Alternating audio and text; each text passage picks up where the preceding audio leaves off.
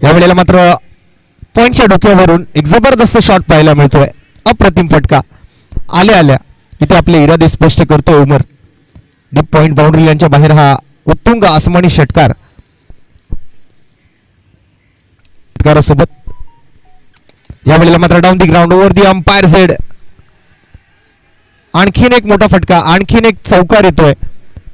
एक षटकार एक चौकार, 2 चेंडूत मात्र आपल्या वैयक्तिक 10 धावा त्याने बनवल्या आणि संघाच्या धावफलकाचा आकडा मात्र जसं आपण बघायला गेलं तर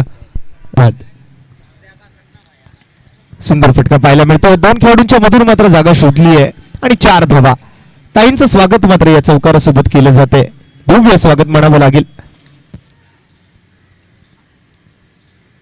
शिवसेनेच्या रणरागिणी या विभागाला मात्र खूप चांगलं नेतृत्व मिळते ताईंच्या मार्फत. आपण जर पाहिलं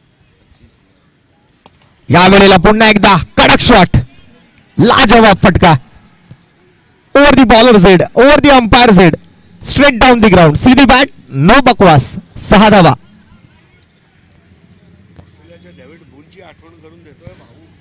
कॉमेंट्री हरीशवर आपण पाहिलं अशाच काहीसा पद्धतीचा फटका आणि या 2 फटक्यानंतर मात्र सामना संपलाय.